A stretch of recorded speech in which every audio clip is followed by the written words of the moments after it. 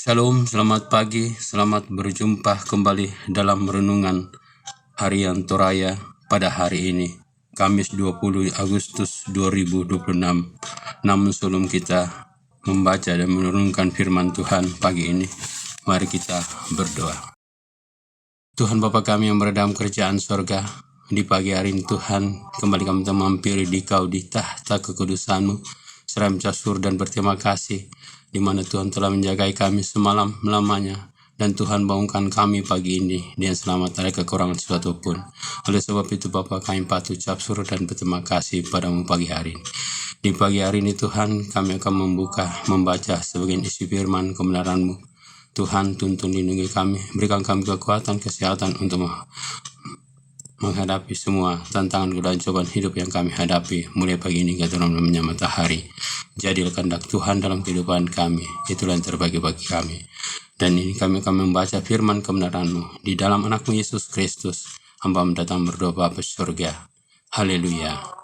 Amin. Di pagi hari ini kita membaca firman Tuhan yang terambil dari Yesaya 27 ayat 1-13. Firman Tuhan berbunyi demikian. Israel diselamatkan.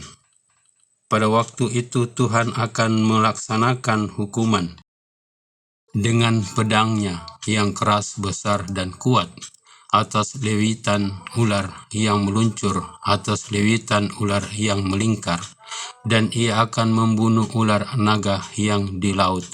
Pada waktu itu akan dikatakan, bernyanyilah tentang kebun anggur yang elok. Aku Tuhan penjaganya, setiap saat aku menyiraminya, supaya jangan orang mengganggunya. Siang malam aku menjaganya, kehangatan murka tiada padaku. Sekiranya tampak kepadaku putri malu dan rumput, aku akan bertindak memeranginya dan akan membakarnya sekaligus, kecuali kalau mereka mencari perlindungan kepadaku dan mencari damai dengan aku, ia mencari damai dengan aku.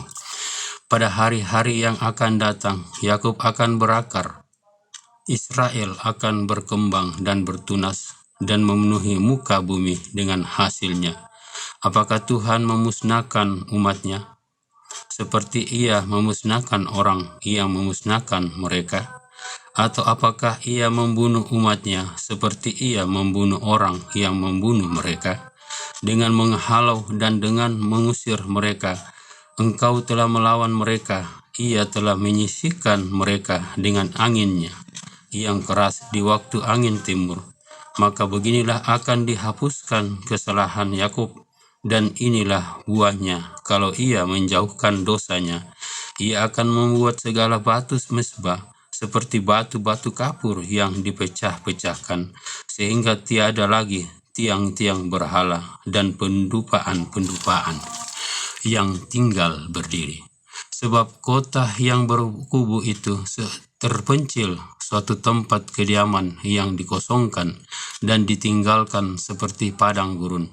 Anak lembu akan makan rumput dan berbaring di situ, menghabiskan dahan-dahan pohon. Apabila ranting-rantingnya sudah kering, maka akan dipatahkan. Perempuan-perempuan akan datang dan menyalakannya. Sebab inilah suatu bangsa yang tidak berakal budi. Itulah sebabnya dia tidak disayangi oleh Dia yang menjadikannya, dan tidak dikasihinya oleh Dia yang membentuknya. Maka pada waktu itu Tuhan akan mengirik mulai dari sungai Efrat sampai sungai Mesir, dan kamu ini akan dikumpulkan satu demi satu, hai orang Israel. Pada waktu itu sangkakala besar akan ditiup, dan akan datang mereka yang hilang di tanah Asyur, serta mereka yang terbuang ke tanah Mesir untuk sujud menyembah kepada Tuhan di gunung yang kudus di Yerusalem. Amin. Firman Tuhan. Renungan yang kita baca pagi ini yaitu nyanyian tentang Dia, si bali-bali komi umpa sengoani. Nyanyian merupakan suatu yang dapat memberi dampak bagi manusia, baik itu untuk yang mendengarkan atau yang menyanyikan. Hal ini menjadi alasan mengapa ada banyak nyanyian yang menceritakan tentang jalan kehidupan manusia, mengenai kesedihan, sukacita, kebahagiaan, kesulitan, dan berbagai pergumulan.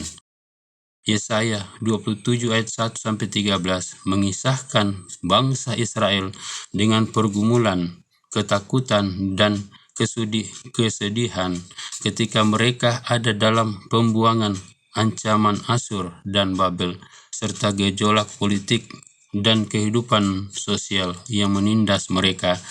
Keadaan menakutkan itu digambarkan seperti lewitan musuh yang mengintai mereka, seperti naga atau ular yang melingkar dan meluncur dengan cepat. Lewitan adalah lambang kekacauan yang berlawanan dengan kedamaian dan harmoni. Dalam keadaan tersebut, Yesaya tampil dengan pesan Allah yang berjanji akan mengalahkan musuh, yang digambarkan seperti naga yang menghancurkan dan mematikan. Allah berjanji memulihkan bangsa Israel seperti kebun anggur, dan Allah sebagai penjaga kebun anggur tersebut. Dia yang merawat, memelihara, dan memanen hasilnya. Demikianlah janji pemulihan Allah. Janji ini bukan hanya kepada bangsa Israel, tetapi juga kepada semua umat manusia yang telah digenapi dalam Yesus Kristus.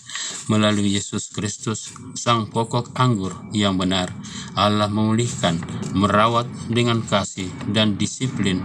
Kata menyanyikan dalam pembacaan hari ini menunjukkan respon sukacita dan perayaan atas pemulihan dan kasih karunia Allah. Karena itu, sebagai orang-orang yang telah ditebus oleh Yesus Kristus, marilah kita senantiasa menyanyikan nyanyian tentang kebaikan Tuhan dalam sepanjang hidup kita. Amin. Renungan firman Tuhan. Mari kita berdoa. Tuhan Bapa kami yang berada dalam kerajaan surga, kembali kami mampir di Kau di tahta kudusan-Mu pagi ini ya Bapa.